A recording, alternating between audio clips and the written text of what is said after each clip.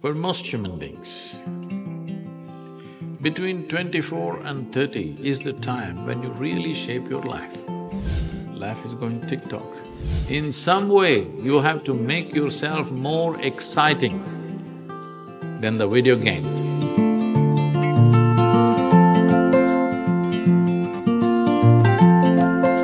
If you tend to it properly every day, it will turn out to be something.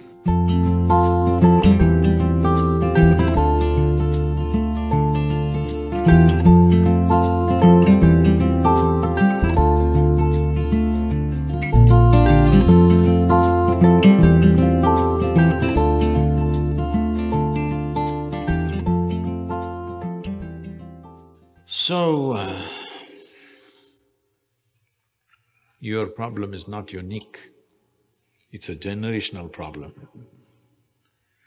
I don't know to what extent these numbers are right, but I don't think they're very far from truth.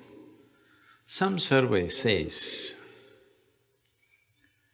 young men aged between 24 and 30 spend a minimum of 5.5 hours on the video games in United States of America.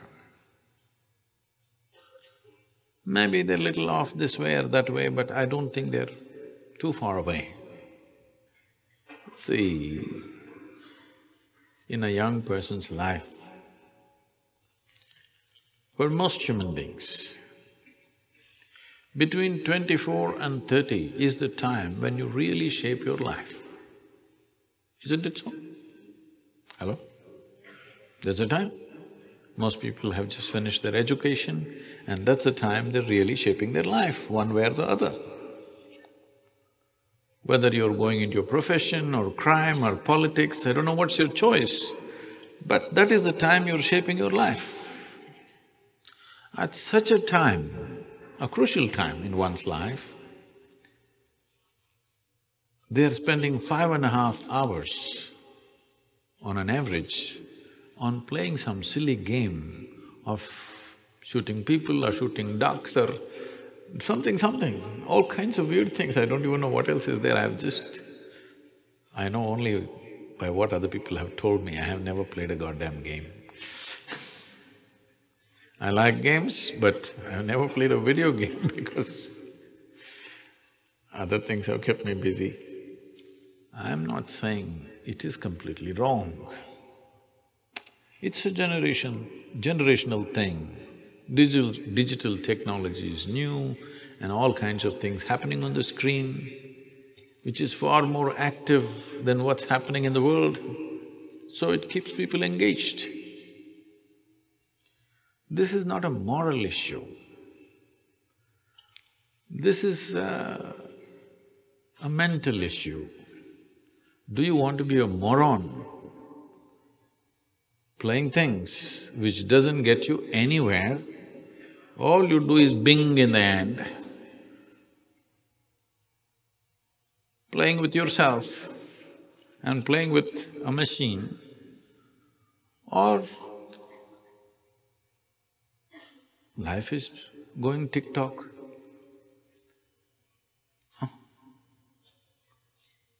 Life is going tick-tock.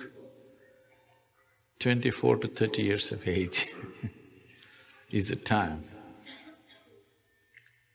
when you have to decide which way you're going to fall in this life, isn't it, in many ways? For me, at 25, significant things happened So this is not about making something wrong, that's not the point.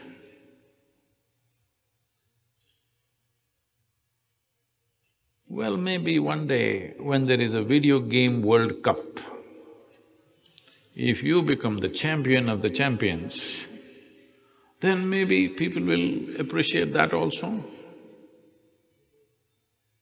But I must tell you this, I know a family, they had 2 sons.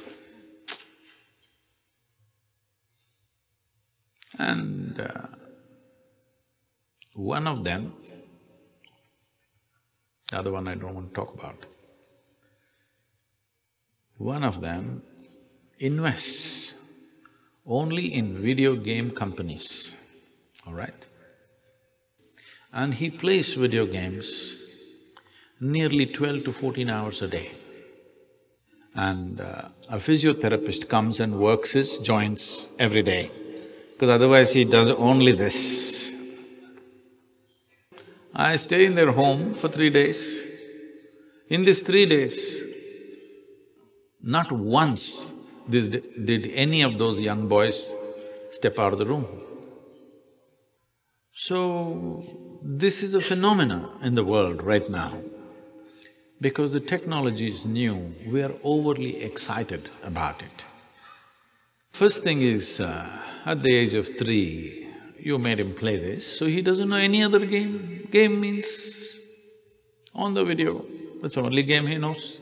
You can't blame the boy for this. Now if you want to correct, if you throw the S box out, we don't know what'll happen to you.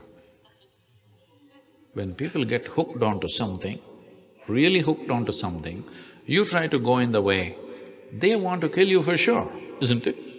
And already he's practiced plenty on the video games. He's practiced plenty. So don't try throwing the S box out. See if you can get him interested. Put him in a trekking program or a mountain climbing program, something where it demands physical and mental attention. I don't think he will go and play tennis. No. But if you put in a program like this, initially he suffers, he wants to run away, usually they don't let them go. Once you're on top of the mountain, at least you have to come back. There is no this to come back, you have to walk down. It may change his perspective, or he may resign himself completely to video games because this demands so much pain and stuff, you know. Climbing a mountain is not it's a joy, but it's not… it's a lot of pain too. It's a great joy, but it's a lot of pain. Every time, every year, when I do this Kailash trek in Nepal and Himalayas, in Tibet when we trek, I always think, enough, I've done enough of these things. Because going through the treacherous terrain, most incredible terrain, your eyes think so, your mind thinks so, but your legs, they don't agree. Your legs and sometimes your lungs, both of them don't agree that this is an incredible place. So, for all you know, if you put him through that, he may never again come out of a video game, or he may. Because he knows so much shooting, maybe he should join the army. Yeah, possibly. You want to shoot, you must at least be in the army because at least you're shooting for a cause. Otherwise, you may start shooting on the street. So, if army is not possible, maybe a policeman, at least you can carry a gun. Maybe you don't get to shoot much. I'm not trying to joke about this, but this is a painful reality that this generation of people are going through.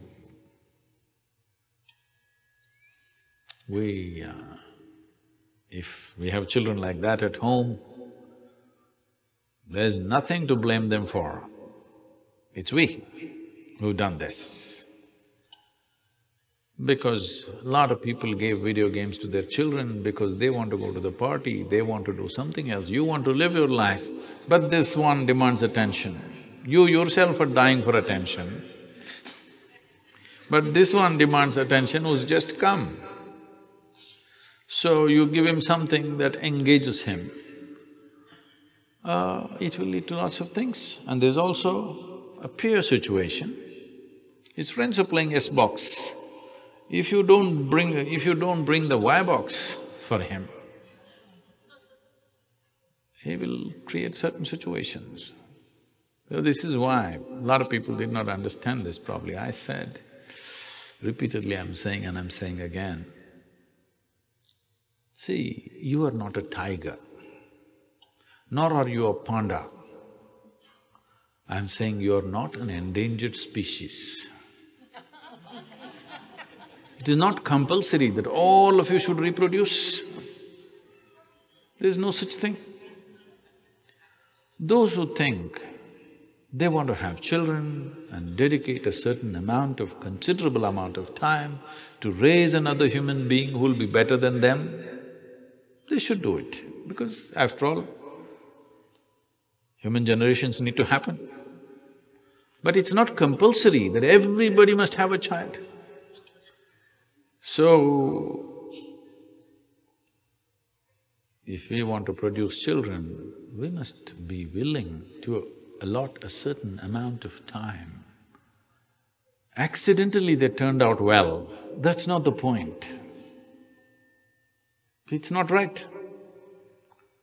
Once we take charge of a new life, a fresh life, we must be willing to give a certain amount of time, energy and the focus that is required to nurture this life in the best possible way, isn't it?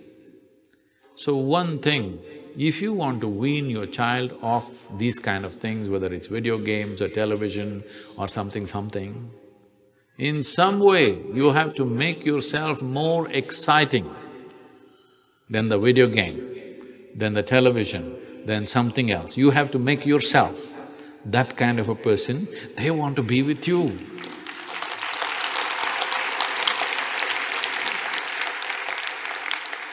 So, you can't… a child is not a machine. You can't switch it one way tomorrow morning. So video games to enjoying the rainbow, it's not going to work like that. It's a constant cultivation.